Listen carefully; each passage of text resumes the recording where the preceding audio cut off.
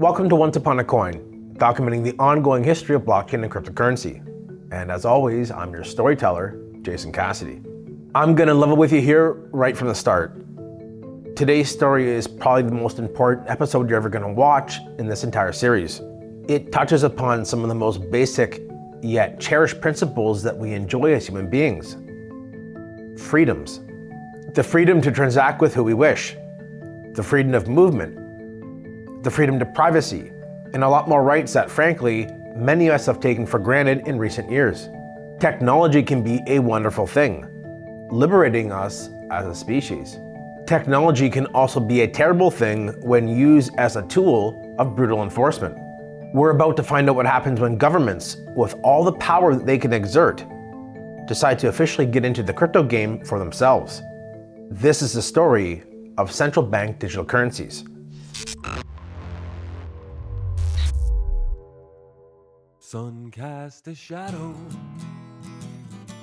a digital line is coming over the mountain and over your mind. Double down your Bitcoin, hang on for the ride. We're moving into the future, one block at a time.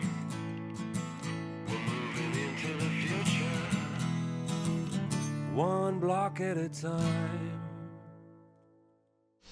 The story of Central Bank Digital Currencies, or CBDCs as they're more commonly referred to, is quite an old one. It's as old as time itself, as governments have seemingly always desired to have some level of control over the currency that backed their nation.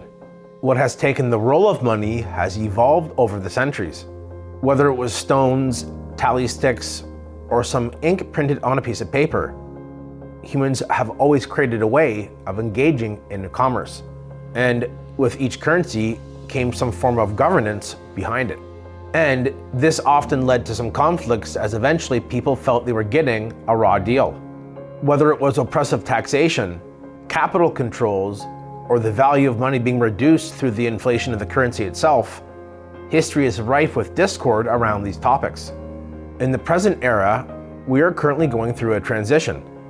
And that transition is moving away from physical cash, which you can hold in your hand, to virtual cash, which is relatively frictionless. But so far, that virtual money that's sitting in our online banking accounts has mimicked physical cash in the sense that it didn't have any special abilities attached to it. But due to the advent of blockchain technology, now new forms of money are being created that do have special abilities.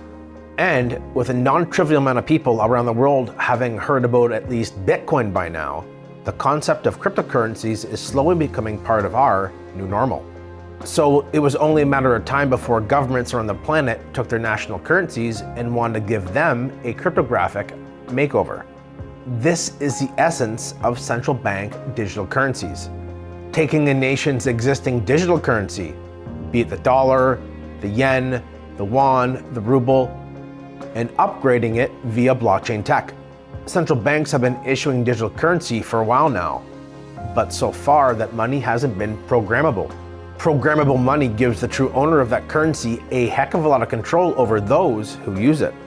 And from the government side, they've always eventually racked up debts with that nation's currency.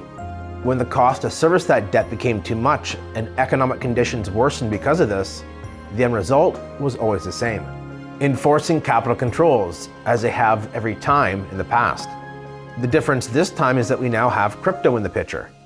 And with crypto, you can do just about anything you want with a token issued on a blockchain powered by a smart contract. This means that the issuer of a CBDC could potentially freeze a citizen's wallet and all the money inside of it. And since crypto is programmable money, all kinds of restrictions could be built into the currency that the holders would have no choice but to abide by. But we'll get back to this in a moment. The point is, now you know what central bank digital currencies are. So let's begin our main course. Governments have been releasing research papers on CBDCs for a while now, but one of the first countries to get real attention on the subject was Ecuador. In 2014, the Central Bank of Ecuador released a mobile payment system called the Sistema de Dinero Electrónico, or the electronic money system. There was some debate whether this was the first real CBDC, in part due to the fact it was backed by the US dollar opposed to its own national currency. What was not up for debate was that this was an early example of a developing nation, one that was accustomed to using physical cash, being introduced to a new financial system. In the end, the project failed and the government scrapped it in 2018. A year later, in 2015, the UK began showing interest in CBDCs. This can be evidenced by looking at a research paper they released, where they looked deep into the implications of adopting one in the future. 2016 was more the same, with the People's Bank of China announcing that they were looking into blockchain tech as it pertained to digital currencies. This was a strong signal being sent to anyone who was paying attention at the time. The Chinese government was already seriously thinking about the yuan's future as a CBDC. For many cryptonauts, there was a clear double-edged sword forming here. The more prolific crypto became, the better off everyone was. But this also meant that governments were becoming more accustomed to the technology, and by this point, the genie was most definitely out of the bottle. More proof of this arrived in 2017 when the Central Bank of Sweden announced that they were looking into the e-krona. You guessed it, this would be their nation's form of a CBDC as well. Later that year, in November, it was Uruguay's turn. They made global headlines when they announced it would begin a pilot program to test out a new CBDC in the form of the e-peso. 2017 also played host to one of the most spectacular bull markets in crypto history. And this ensured that even small governments around the world were now aware of this monetary revolution. As each year in crypto went by, some of the more advanced nations felt that they had seen enough to justify getting involved themselves. On August 22, 2018, the Central Bank of Thailand announced that they were working on a proof of concept for their own CBDC. Even smaller, more exclusive locations where cash was deeply entrenched started to be impacted. In December of 2019, the Bahamas kicked off their CBDC pilot program, with the currency being called the sand dollar. This small island nation has the distinction of being the first country in the world to launch a central bank digital currency beyond a pilot program. It saw a national rollout in October of 2020. And speaking of 2020, that's when the COVID-19 pandemic hit, putting a major strain on global economies. This was a time period that saw a lot of restrictions on freedoms, and it's become a contentious topic ever since then because of this. During the Freedom Convoy's trucker protests that took place in Ottawa, Canada, in response to the government's handling of the pandemic itself, something very historically relevant happened when it came to money. Despite the fact that it was one of the most peaceful protests in recent memory, the government decided to come down hard on the protesters. In retaliation for protesting, the government froze many of their bank accounts. This put even more strain on some who at that point had lost almost everything. This was a warning shot across the bow. When governments feel enough pressure, they can and will restrict people's freedoms when it comes to money. No matter how you personally feel about how the pandemic was handled, I hope we can agree on at least this one thing. The reality of someone losing access to their money for the simple act of exercising the right to protest should scare everyone. And this is probably a good time to take a short detour. You see, with programmable money on a blockchain, virtually anything is possible. And with potential future where carbon credits are needed to travel, and where there's a social credit score there to rank us in society, as exists today in China, the inclusion of a CBDC to this picture is one that's worth exploring deeper. It's the year 2029, and the Davis family, living in Toronto, Canada, have found themselves in a little bit of a pickle. They live in what is called a 15-minute city, urban planning gone wild. A place where everything a family should need is within a 15-minute walk or bike ride. Your children's school, your supermarket, the pharmacy, hospital, whatever you need. Governments at the local, provincial, and federal level all work together in lockstep to ensure that you had all of the basic essentials. Sometimes there is an emissions fee to pay when you drive outside of your 15-minute city designated zone. And depending on the situation, you need to have clearance to get out. What determines if you have clearance is your social credit score. This is a number that's derived by taking in all different types of aspects of your life and assigning them a value. Be it the apps that you choose to use, the friendships that you choose to hold on social media, or even the types of products that you purchase. All of these things and much more are part of one gigantic system. And depending on the choices that you make, your score can go up or down within that system. The sum of all these areas in your life that are now being measured become your social credit score. For those living in cities, their social credit score determines everything. What type of transportation you can take, what jobs you can hold, level of banking services offered, and even access to physical buildings. Having a direct association with someone who had too low of a score could actually end up hurting your own score too, via a penalty being applied. This system looks to encompass as much of your life as possible. Because if it could monitor it, then it could turn it into some kind of data within the system, which meant yet another part of your life was now being ranked. But for the most part, people that lived in the cities were willing to accept this new system. The ones who refused to take part in it moved away, often up north, where it was remote with very little infrastructure in place. These cities were places where everything was interconnected and tracked, and it was able to offer some pretty nice conveniences to those who were willing to make the obvious trade-off here. Powering this interconnected economy was, of course, a central bank digital currency. Running on its own blockchain, the government now had the Canadian dollar converted into a cryptocurrency that was powered by a smart contract. No physical cash existed anymore, having been completely phased out the year prior despite considerable public backlash. The government could program the Canadian dollar to have all kinds of neat bells and whistles. They could restrict how much money a citizen could spend each day from their government-issued wallet. They could also enforce how far away from a citizen's home address any amount of money could be spent. When it was tax time, the ever-increasing amount that citizens were paying was simply taken from their account. They didn't have to wait to get paid. It just happened, because the government wanted it to. There was no more financial privacy anymore. And this worked great because every transaction a citizen made was then, of course, tracked on the blockchain. And that meant that it was data that could ultimately be fed into the system. The Davis family were one of many that accepted the trade-offs of living in a 15-minute city. But they mostly stayed because they didn't want to move out of Toronto, which they loved. However, over time, the amount of restrictions on freedoms was starting to become too much.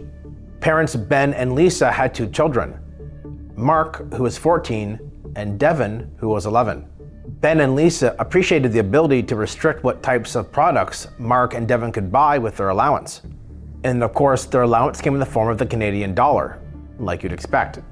In their own digital wallets, both Ben and Lisa had parental controls over their children's wallets. This allowed them to determine when, where, and how much money their children could spend. But this programmable money thing was now impacting both of them negatively. A few weeks prior, there was a political post that went up on Facebook. It was criticizing the effort the local government had been putting into fixing up certain areas of town, which they had promised. Ben and Lisa both agreed with the sentiment here that the government had not been holding up their end of the bargain. They both ended up liking the post and moving on with their day. 48 hours later, both of them received a notification in their wallet app letting them know that they had been flagged for undesirable behavior. The post had ended up going viral, creating quite a stir. This was the government's way of making an example out of those who were bold enough to openly criticize them. They were both being penalized, which started with a reduction in their social credit scores, which admittedly was minor. What was more severe, though, was the penalties associated with their money. For the next month, they would both have a spending limit of no more than $200 every 24 hours. Beyond that, there was a restriction now applied on what types of products they could purchase. The app produced a penalty code for them and a link to a chart, and that chart showed all the other penalty codes and the restrictions associated with them. Ben and Lisa had been willing to put up with a serious erosion of their freedoms of privacy for a while now, because in return they were getting some luxuries. But now, with each passing month, the idea of living in the city felt like a pretty bad deal. Plus, with these restrictions in place, Ben and Lisa were now at real risk of not being able to make rent. This was their breaking point. Knowing that they simply couldn't just get up and leave, they put together a plan. Rent would be paid, but after that, they would be heading up north to Ben's brother's vacant cottage on Manitoulin Island. There was plenty of space up there, tons of underground economies that were flourishing without the use of the dollar, plus no 15-minute cities. The kids had always wanted to move up there, and with Ben and Lisa's jobs being online, this idea was actually possible.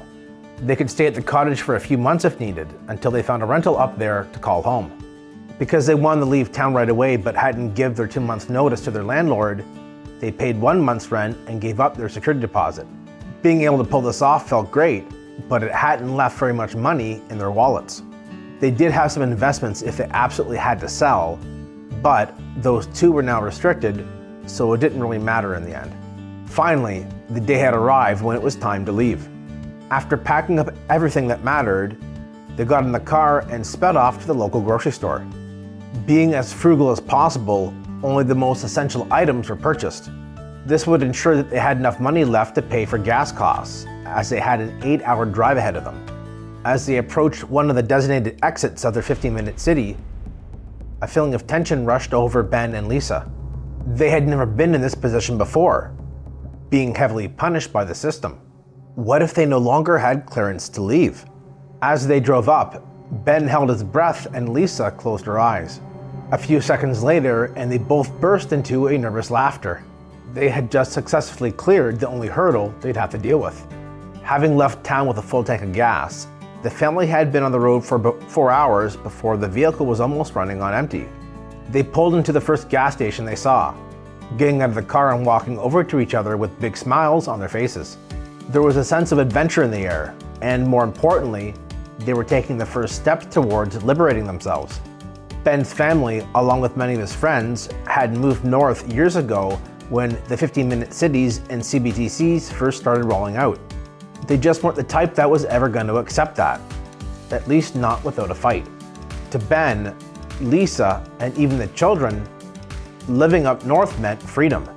Every moment was private, like it used to be. Nature was everywhere, and nothing was tracking your movements, communications, and behaviors. Plus, there was a thriving underground economy where people traded everything from lumber to organically grown canned foods. The items you could get up north were unheard of at this point. It was exhilarating just thinking about it all. They had taken a big risk. Governments greatly discouraged it, often demonizing the people who did decide to leave. Plus, there were always the stories out there about other people who had tried to do it, and for one reason or another, just weren't able to pull it off. But none of this mattered now because the Davis family was just mere hours away from true freedom. Ben had calculated the cost of the trip almost perfectly. This left just enough money in his wallet to pay for the gas that would be needed to take them the full distance. Governments have been putting oppressive taxes on gasoline as a means to incentivize people to convert from a gas-powered car over to an electric. Gas was expensive, and it would pretty much clean Ben's account out. As he inserted his debit card and began to pump, he heard an odd-sounding beep. Lisa looked over at the screen, her smile changing into one of utter shock. Ben, not being able to get an answer out of her, looked over at the screen himself to see what it said. Payment error 143. Restriction. Maximum spending distance reached. 15 miles. Please refer to your wallet notifications for further details. Now, what I just shared with you, of course, is a fictional tale that assumes a lot of things that may never happen. But China's been running a social credit system for years now. Canada's started rolling out 15-minute cities, and as we know, central bank digital currencies are a very real thing. And so are the government's desires to control every aspect of our life. Now, with the ability to program money to encourage people to behave a certain way, after COVID-19, I think this makes a lot of people rightfully wary. The plan for this all, as per the World Economic Forum, is global in scope. This all ties into the Great Reset, where in the future, you'll own nothing and you'll be happy about it. So, just to be clear, for anyone to believe that none of this was actually happening would make them a conspiracy theorist at this point. Look, I'm not here to try and scare you about CBDCs, because ultimately, we all have to make our own decisions about what trade-offs we're going to accept. What I am here to tell you is that I've consulted with many world governments in the past on CBDCs, and each time they got giddy with excitement at the thought of 100% tax compliance. They also love the fact there won't be any more bank runs, because there won't be any physical cash to run away with. So, if they rack up crazy debts and start devaluing the currency, with your purchasing power along with it, there's really not much you can do about it.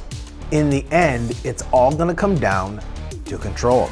If governments work for and with the people, then maybe CBDCs could evolve to be a good thing. But if governments continue to pursue their own interests and ignore the wishes of the masses, then CBDCs could become a form of digital shackles. And I don't know about you, but I'm the type of man that would rather have my freedoms than trade them for a perceived increase in security. They're constantly monitored by facial recognition cameras that are able to instantly put a face to a name. Now, the Chinese are also ranked, given a mark out of a possible 950 points. A score in the 700s is considered good. Around the 500 mark is not. For now, the number is a sort of bank credit rating, keeping track of everyone's spending habits. I think being ranked is a good thing. A society has to have rules. It forces us to be well behaved. It may seem scary, but it's just like that here. We're used to it, and anyway, we don't have a choice. Life is to be lived. Think about the lion at the zoo, in his cage. He's reached the point in his life where he's achieved 100% security, sharing in none of the concerns his fellow lions out in the savannah have. And yet, he looks sad. He's unhappy for a reason, because to gain all this security, in turn, he lost all of his freedoms. So, while he sits in his cage, comfortable with his daily feedings, his brothers and sisters are out there running free, just as God intended. And so, we are now just left with one question.